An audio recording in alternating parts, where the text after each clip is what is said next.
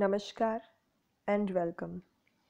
I am Dhruvika Kanabar from Shri A.K. Doshi Mahila College, Jamnagar, presenting the lecture of Business Management, also known as Personal Management 1, first year BCom student. This is an optional subject, so those who have opted for this subject are required to attend this lecture. બીએમમાં વાણિજ્ય સંચાલનમાં આપણે unit 2 કર્મચારીની ભરતી અને પસંદગીનું unit જે છે એના ટોપિક્સ ડિસ્કસ કરી રહ્યા હતા, જેમાં આપણે ઘણા બધા ટોપિક ડિસ્કસ ઓલરેડી કરી લીધા છે. અગર તમને યાદ ન હોય કે આપણે કયા કયા ટોપિક ડિસ્કસ કર્યા, તો આઈ વિલ સજેસ્ટ યુ કે તમે આપણા બીએમના પ્લેલિસ્ટમાં જઈ અને આ વિડીયો લેક્ચરની અગાઉના થોડા લેક્ચર જે છે એને એટ અ ગ્લાન્સ જોઈ લેજો. સો it will be a quick revision for you. I am directly jumping towards the next topic we are going to discuss in this unit, that is promotion, બઢતી નો topic આપણે અત્યારે આ સેશનમાં discuss કરવાના છીએ. અગાઉ આપણે કર્મચારીની ભરતી પસંદગી વિશેનું ડિસ્કશન કર્યું.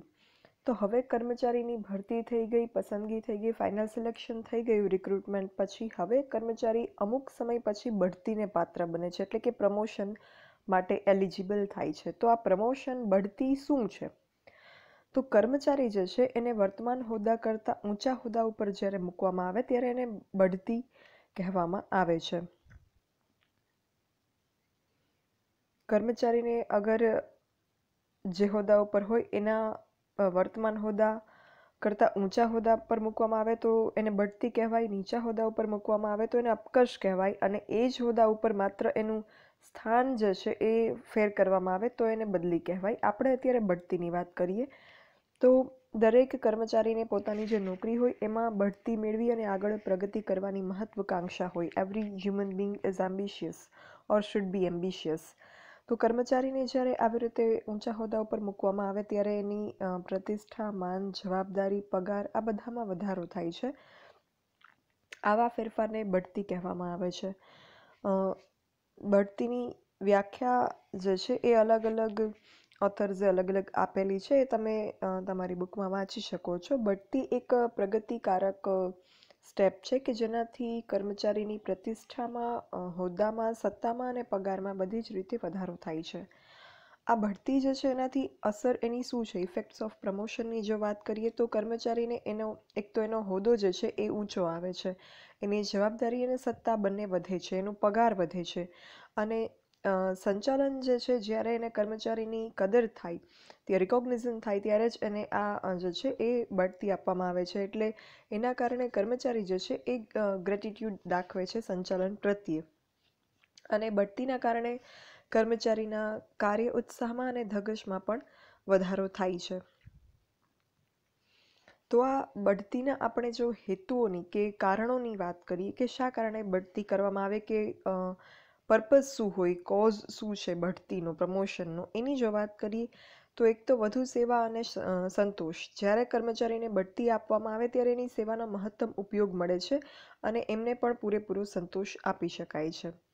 પછી જ્ઞાનની ખીલવણી થાય. કર્મચારી જે છે એ મહત્વકાંક્ષી હોય ત્યારે એને જ્યારે બઢતી આપવામાં આવે ત્યારે એના જ્ઞાનમાં વધારો થાય, ખીલવણી થાય, એના જ્ઞાનને વિસ્તારવાનો મોકો મળે છે. અને એ વસ્તુ અલ્ટિમેટલી કંપનીને ઉપયોગી સાબિત થાય છે.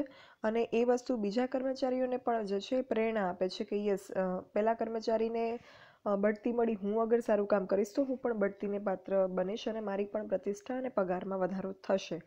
તો આ રીતે જે છે એ એક કર્મચારીને આગળ આવવાની તક મળે છે અને બીજા કર્મચારીને એમાંથી પ્રેરણા પણ મળે છે. પછી મહત્વકાંક્ષા. જ્યારે બઢતી આપવામાં આવે ત્યારે એક જ પેઢીમાં નોકરીમાં ચાલુ રહીને આગળ વધવાની મહત્વકાંક્ષા જે છે એમનામાં પ્રગટે છે. અને ખાસ કરીને બઢતીના બે પ્રકાર છે જે આપણે આગળ પર ડિસ્કસ કરીશું. પણ એમાંનો એક પ્રકાર એટલે કે સિનિયોરિટી મુજબ બઢતી જ્યારે આપવામાં આવતી હોય. સિનિયોરિટી મતલબ સિનિયર એટલે શું? તો આપણાથી જે જૂના હોય એને આપણે સિનિયર કહીએ.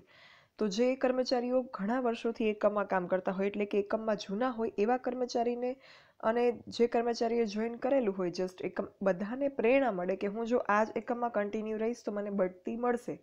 જ્યારે સિનિયોરિટી મુજબ બઢતી આપવામાં આવતી હોય ત્યારની વાત છે. તો એના લીધે કર્મચારીને વૈયક્તિક વિકાસની ભાવનાને પણ પુષ્ટિ જે છે મળે છે. પછી ઓછી ભૂલો, કંપનીના આંતરિક કર્મચારીમાં બઢતી આપીને જગ્યાઓ પૂરવાથી નવા કર્મચારીઓ ઊંચા હોદ્દા ઉપર બહારથી નથી મેળવવા પડતા, એટલે એમાં જે પસંદગીમાં ભૂલો થાય એ અહીંયા થતી નથી. જે કર્મચારી એક્ઝિસ્ટિંગ એમ્પ્લોઈઝ હોય, જે પ્રવર્તમાન કર્મચારીઓ હોય એકમમાં, એને જ બઢતી આપીએ એટલે આપણી પસંદગીમાં ભૂલ થવાની શક્યતા રહેતી નથી એઝ એન એમ્પ્લોયર. પછી કામની કદર, કાર્યક્ષમતા દર્શાવનાર વફાદાર કર્મચારી હોય એને જ્યારે બઢતી આપીએ એટલે એને એના કર્મચારીની નિષ્ઠા અને કામની કદર થયાની એને લાગણી અનુભવાય છે, અને આવી જે એક સંતોષની લાગણી છે એ એના કામની કદર છે એ કરી શકાય છે, અને બંને પક્ષે જે છે એ સાતત્યપૂર્ણ અને સંવાદિતાપૂર્ણ સંબંધો, એમ્પ્લોયર અને એમ્પ્લોયી, નોકરીદાતા અને કર્મચારી બંને વચ્ચેના સંબંધો જે છે, રિલેશન્સ, હ્યુમન રિલેશન્સ જે છે એ પણ હાર્મોનિયસ બને છે. તો આ પણ એક બેનિફિટ છે કે એક કારણ છે બનાવવાનો, આ રિલેશનને હાર્મોનિયસ બનાવવા માટે પણ આપવામાં આવે છે બઢતી. પછી કર્મચારીનો વિકાસ થાય છે. જ્યારે કર્મચારીને એકમમાં ટકાવી રાખવા હોય, જાળવવા હોય ત્યારે એનો વિકાસ કરવો જરૂરી છે, અને જ્યારે એને બઢતી આપવામાં આવે ત્યારે એને એની જવાબદારી અને સત્તા બંનેમાં વધારો થાય છે, એટલે એને વિકાસની તક મળે છે અને પ્લેટફોર્મ મળે છે ડેવલપમેન્ટ માટેનું. એ પણ એક યોગ્ય કારણ છે. પછી જુસ્સો વધારવા, કર્મચારીનો જુસ્સો વધે એના માટે પણ જે છે એને બઢતી આપવામાં આવે છે. એનું મનોબળ જે છે એ દ્રઢ બને, એને ઇન્સ્પિરેશન મળે કે યસ, હું સારું કામ કરીશ તો એનો બદલો મને મળશે. પછી મજૂર ફેરબદલી દર ઘટાડવા, લેબર ટર્નઓવર રેટ, મજૂર ફેરબદલી દર જે છે એ ઓછો હોય તો એકમ માટે સારું. જો આપણા એકમમાં કામ કરતા કર્મચારીઓ થોડા સમયે બીજી કંપનીમાં જતા રહેતા હોય તો શું થાય? એક તો આપણે એમને ટ્રેનિંગ આપી હોય એ આપણા માટે નકામી થઈ જાય એ બીજે જતા રહે એનાથી. બીજી વસ્તુ કે દરેક કંપનીની કંઈક કામ કરવાની મેથડ હોય છે, કંઈક ટેકનિક્સ હોય છે, કંઈક ટ્રેડ સિક્રેટ્સ હોય છે, કે કંઈક વ્યાપારી રહસ્યો હોય છે.